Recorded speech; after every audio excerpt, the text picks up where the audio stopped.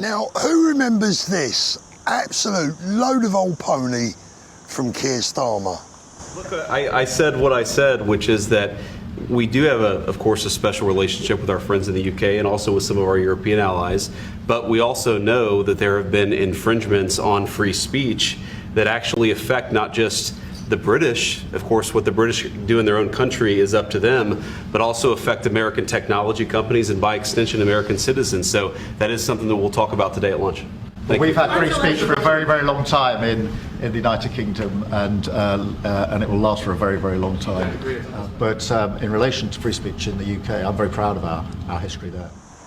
Now that, ladies and gentlemen, was just a few short months ago when our Prime Minister travelled to the United States, to the White House, to sit in front of the President and the Vice President of the leaders of the free world, to tell them that free speech is alive and kicking, and in fact that he's very proud of the free speech that we allegedly have in the United Kingdom, when we all know that that is an absolute load of old baloney, and I'm being polite. Now, bearing in mind, in the last week or so, we have a new online harm act affecting YouTubers. We have a new law coming in, supposedly, allegedly, or it's in the balance, where criticising one particular religion will become a crime. Even to discuss it, let alone criticise it, could become a crime. Thank you, Madam Deputy Speaker, and I beg to move that leave be given to bring in a bill to make provision about freedom of expression in relation to religion or belief systems and for connected purposes.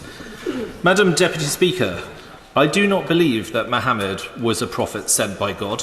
I do not accept the instructions he said he received from the Archangel Gabriel. I do not accept that the sunnah, or body of Islamic laws, has any relevance to me. I respect the religious beliefs of others, but I do not mind if Muhammad is satirised, criticised or mocked.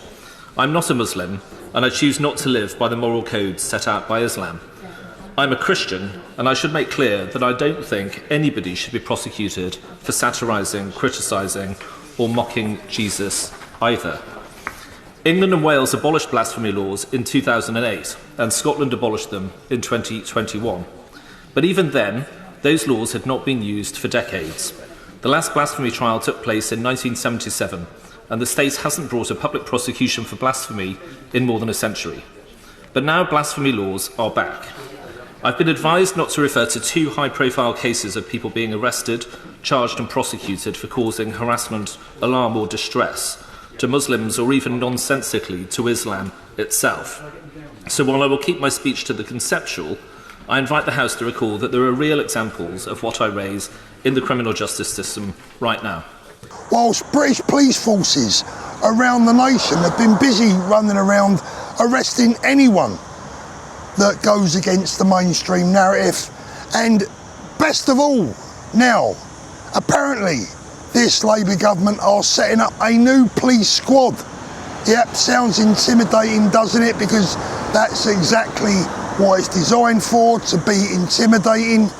We have a new police squad that is being proposed to monitor everything that's being said online, so that the police, the aforementioned police forces, can come around and arrest anyone that's saying anything that this government doesn't like. Keir Starmer lied to JD Vance, he lied to Donald Trump, and he's lied to the nation. We are now a people, a British people, we are now a people that live in fear of what we can say, what we can do, and even what we can think, let alone discuss in public. The evidence is out there, it is clear, and it is damning. For anyone watching around the world, the UK is no longer the place, the free speech, the bastion of free speech that it once proudly was.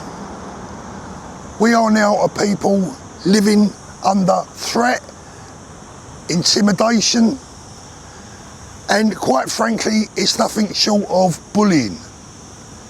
And they ain't even got started yet, trust me. The longer this government is in power, the worse things are going to become. I myself am a prime example, now living in Spain, to get away from the tyranny of the government we have back home in the UK.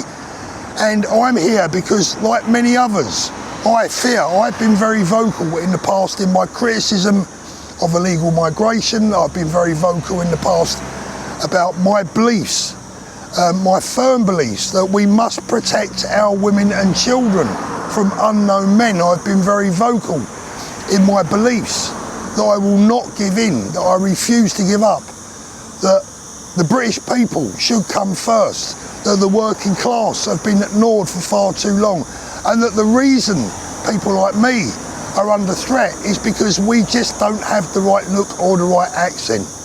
There are people right now on platforms like GB News and Talk TV that say far worse than anything that I've said or many other YouTubers or social media commentators have said. But the authorities will come after us to shut us down and to put the fear of God into ordinary British citizens who are just fed up and angry with what's going on. We are being gaslit, we're being lied to, and we are being intimidated. So to JD Vance and to President Trump, and by the way, welcome to the UK, President Trump, you are very much welcome here. Keir Starmer was lying to you. This Labour government has been lying to us all. As I've already said, we live in fear. We have no freedom of speech anymore, and the lines are very blurry. We don't even know what we can say or think anymore, and that is all part of the plan, because if you don't know, you live in fear. If there's no rules, no set rules, no actual laws in place as to what you can say, if the lines are blurry, then so many people just choose to say nothing at all, and that is what it's all about, of course. Look at what's going on right around the UK right now, protests everywhere about the levels of illegal migrants being allowed into local towns and villages, unchecked men with unknown backgrounds, whilst crimes against our children are committed, and the authorities come down not on the cause, but on the reaction. So, Keir Starmer, you tell President Trump and Vice President JD Vance that you are proud of the free speech that we have here in Britain. If that is true, I have some questions for you. Why are you thinking about introducing new backdoor blasphemy laws? Why are you setting up a new police squad to monitor everything that he said online that you don't like? Why is Lucy Connolly still in prison? Why is Peter Lynch dead? God rest his soul. And why am I having to live here in Spain instead of living back home in the UK where I belong? You're a liar, and everyone knows it.